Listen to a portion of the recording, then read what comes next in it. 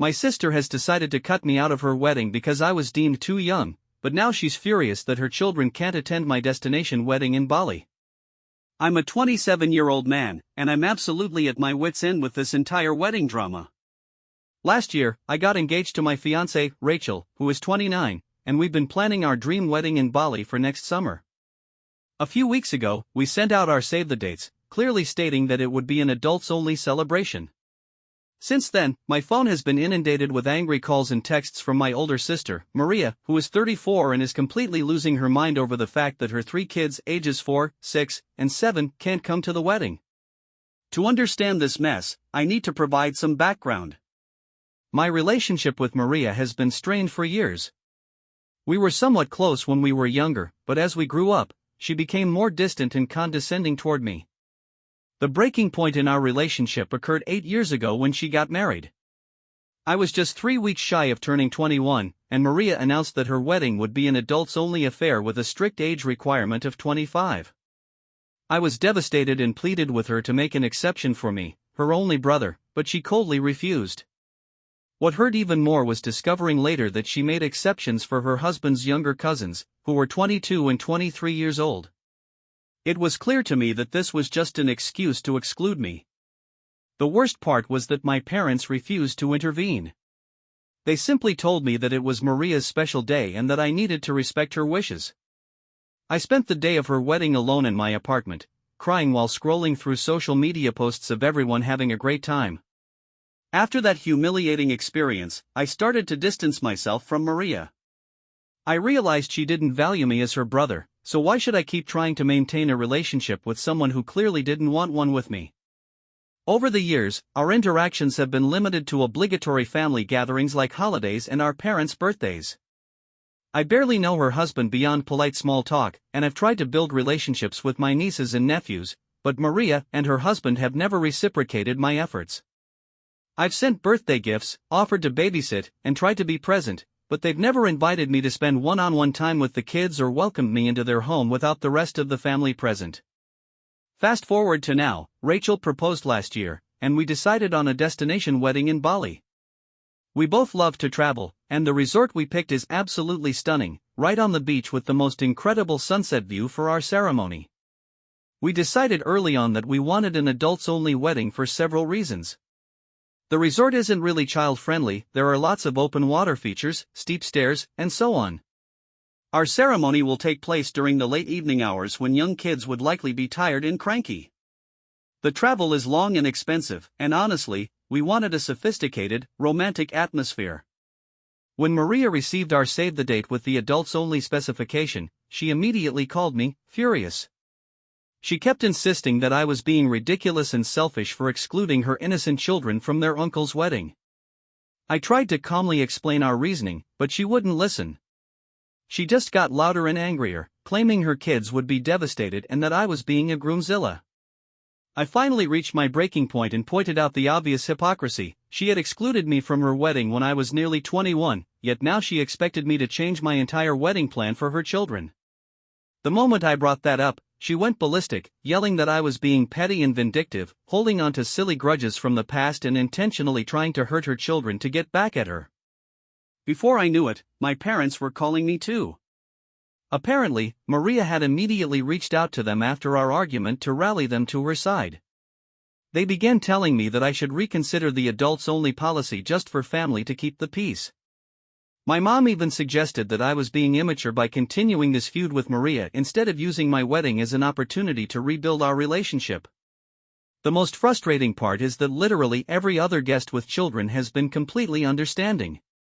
My closest cousin has 3 kids under 10 and immediately responded, saying they were excited for a child-free vacation and had already started looking into babysitters. Rachel's sister and brother-in-law have twins and expressed the same sentiment. Only Maria is making this into a huge issue.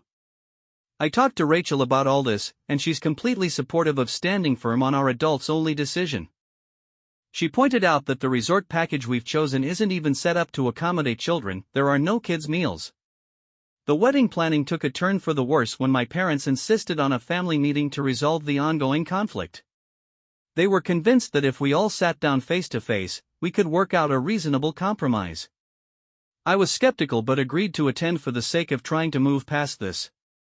The meeting was set for last Sunday at my parents' house, and Rachel came with me for moral support, which I was incredibly grateful for because the whole thing turned into a complete disaster from the moment we arrived.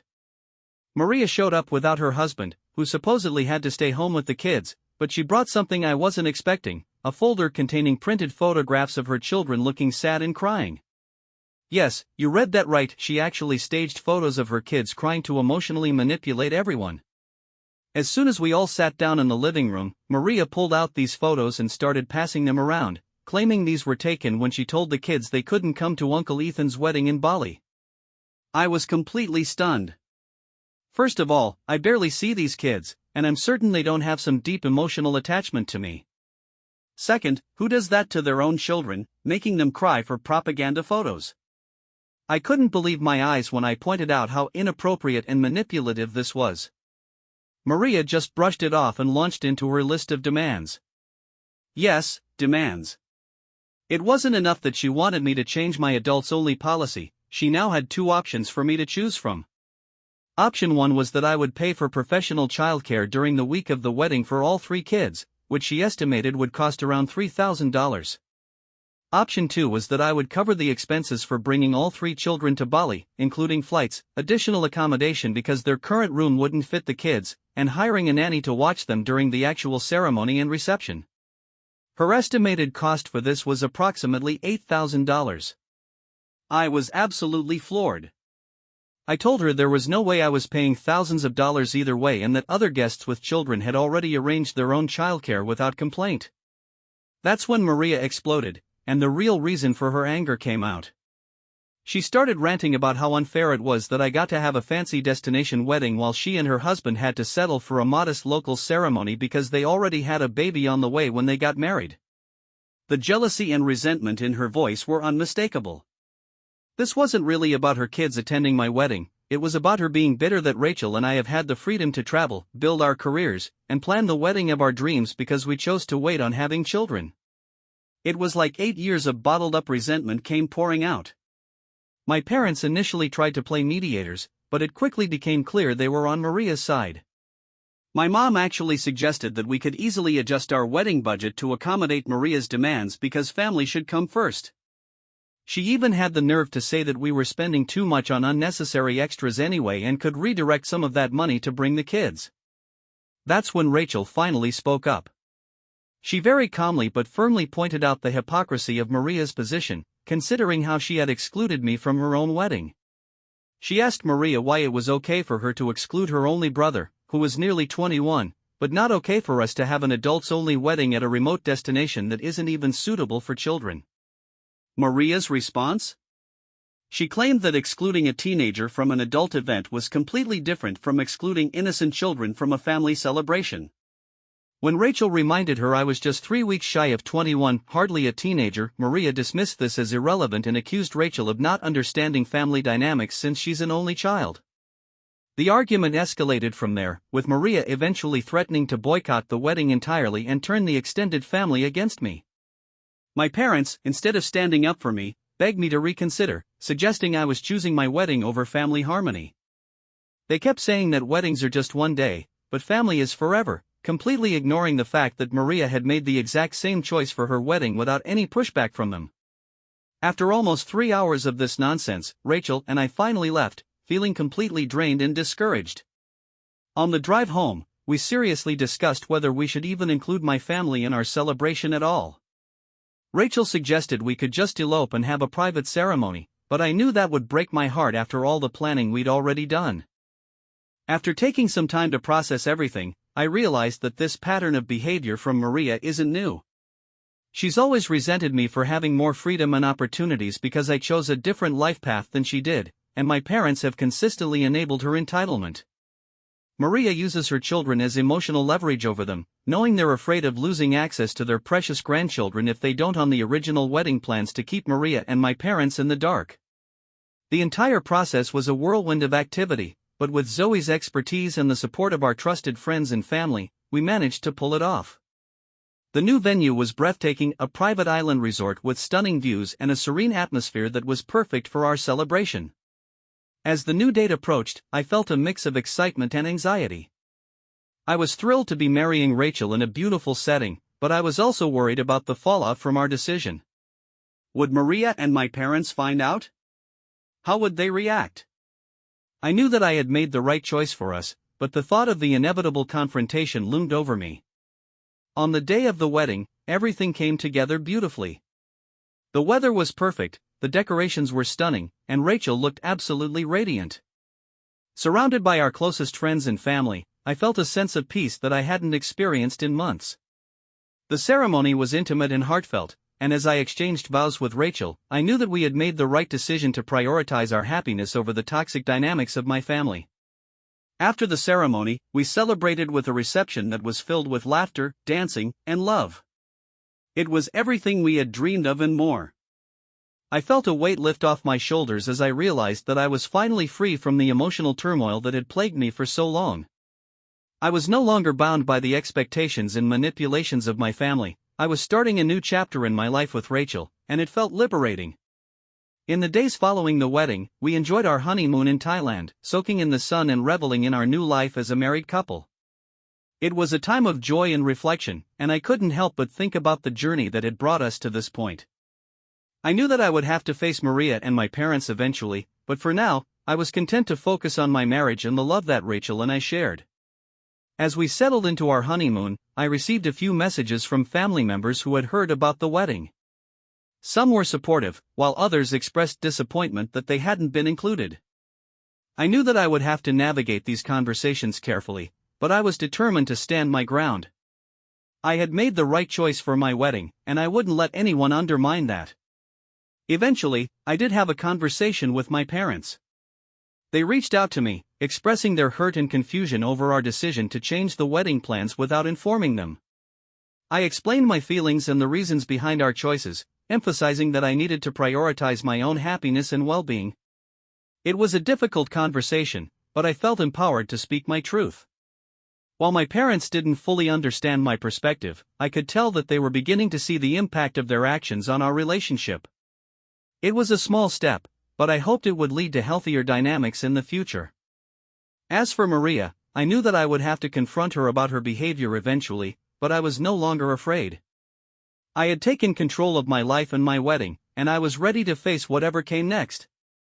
Looking back on the entire experience, I realized that the challenges I faced with my family had ultimately strengthened my relationship with Rachel. We had navigated a difficult situation together, and it had brought us closer.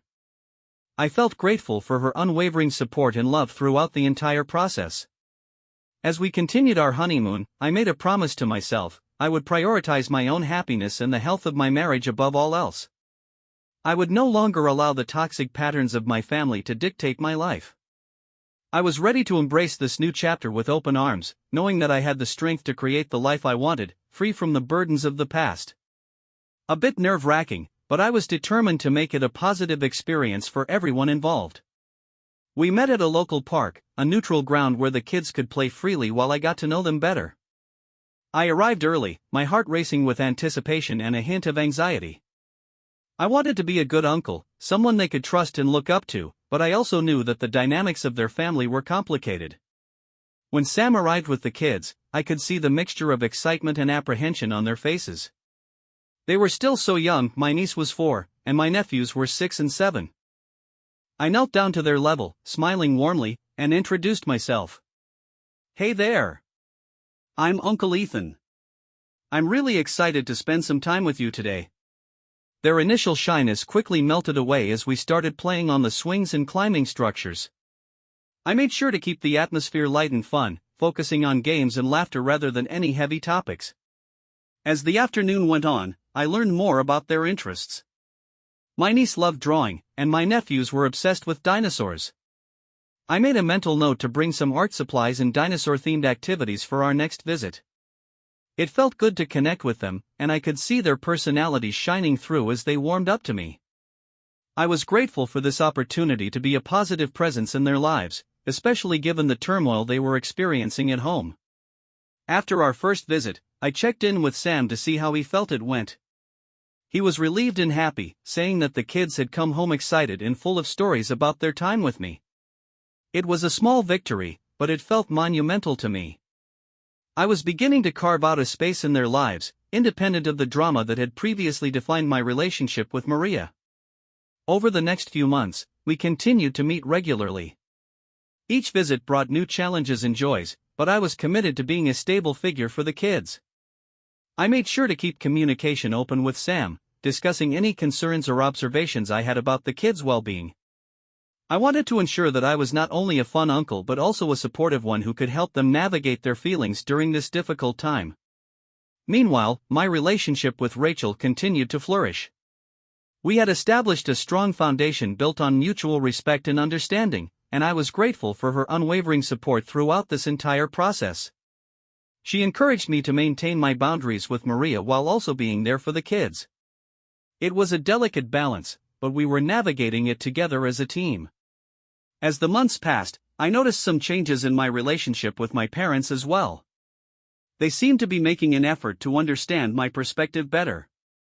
We had several conversations about the past and how their enabling behavior had affected me.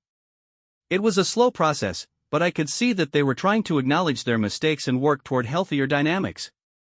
I was cautiously optimistic about the future of our relationship. Then, one day, I received a call from Sam that would change everything. He informed me that he had officially filed for divorce from Maria. He was relieved to finally take that step, but he was also worried about how Maria would react. I offered my support, assuring him that I would be there for the kids no matter what. I knew that this transition would be difficult for them, and I wanted to be a source of stability in their lives. As the divorce proceedings unfolded, I continued to spend time with the kids, providing them with a safe space to express their feelings. I encouraged them to talk about their emotions and reassured them that it was okay to feel sad or confused. I wanted them to know that they were not alone and that they had a loving uncle who would always be there for them. Eventually, Maria learned about the divorce and my involvement with the kids. I braced myself for the fallout, knowing that she would likely react with anger and resentment. To my surprise, she reached out to me, demanding to know why I was interfering in her family. I calmly explained that I was simply trying to be there for the kids during a challenging time. I made it clear that my priority was their well-being, not to take sides in her conflict with Sam. The conversation was tense, but I stood my ground. I refused to let her manipulate me or guilt me into stepping back from my role as their uncle. I had made a commitment to the kids, and I intended to honor that commitment regardless of Maria's feelings. It was a turning point for me, a moment where I realized just how far I had come in establishing my own boundaries and standing up for what I believed was right.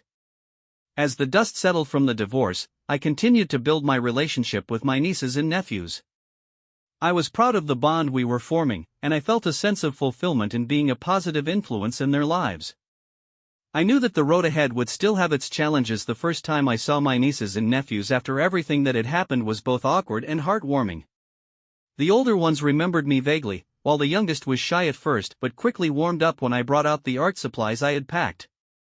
It was a relief to see them respond positively, and I felt a surge of hope that I could be a positive influence in their lives.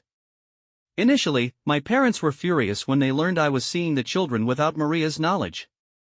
They were concerned about the potential fallout, but their tune changed dramatically when Sam finally revealed the extent of Maria's controlling behavior. The wake-up call came when Maria threatened to withhold the children from them permanently after discovering they had had dinner with Sam to discuss co-parenting arrangements. For the first time, they witnessed firsthand the emotional blackmail I had been describing for years. The divorce proceedings have been messy, as expected. Maria discovered our arranged meetings with the children and attempted to use them against Sam in court, painting him as conspiring with her vindictive brother. However, her plan backfired spectacularly when Sam's lawyer presented evidence of Maria's pattern of parental alienation and psychological control, including those staged crying photos from before our wedding. It was a turning point in the case, and I felt a sense of vindication knowing that the truth was finally coming to light. Throughout all of this, Rachel has been my rock. Her background in child psychology has been invaluable in helping us create a supportive environment for the kids during their visits. We've been careful to never speak negatively about Maria, focusing instead on giving the children a space where they feel safe, loved, and free from the tension that has become normal in their home. Last month, we received unexpected news that shifted our family dynamic yet again, Rachel is pregnant with twins. We hadn't been actively trying, but we hadn't been preventing it either, letting nature take its course after settling into married life.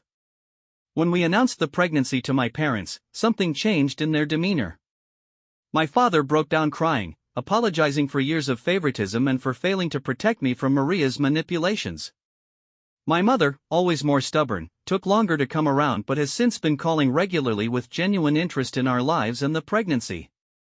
Sam suggested that once the babies arrive, we might consider supervised playdates with my nieces and nephews, allowing them to form relationships with their cousins from the beginning. The thought brings me both joy and apprehension. I want my children to know their extended family, but I'm wary of exposing them to the toxic dynamics I escaped. Maria herself remains largely unchanged. When she learned about Rachel's pregnancy, she sent a coldly formal congratulatory text followed by a passive-aggressive comment about how some people have the luxury of starting families when it's convenient. I didn't respond. I've learned that engaging with her provocations only feeds her need for conflict. Cousin Zoe has become a dear friend and supportive presence in our lives. She recently confided that she always saw through Maria's behavior but felt powerless to intervene as an extended family member. Now, she's helping us plan a small, intimate gender reveal gathering, carefully curating the guest list to include only those who have demonstrated their respect for our boundaries.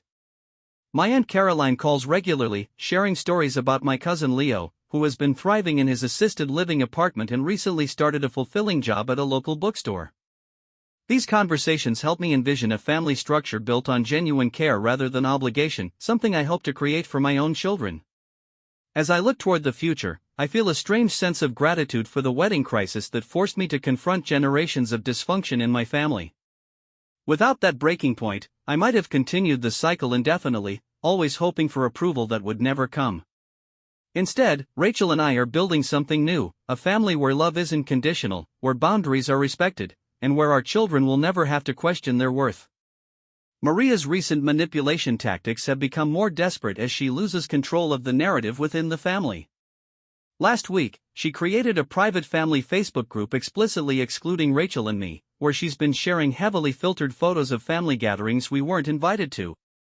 My cousin Zoe, who was added to the group, has been keeping us informed of Maria's attempts to rewrite family history, painting herself as the victim of an ungrateful brother. However, the tide has turned. Fewer relatives are engaging with her posts, and several have reached out to us privately to maintain relationships independent of Maria's influence. The family system that once enabled her behavior is slowly but surely transforming into one that values authenticity over artificial harmony. As I feel my twins kick inside Rachel's growing belly, I make a silent promise to them: they will never have to earn their place in our family. They will never be excluded to punish someone else. They will never be props in an adult's emotional warfare.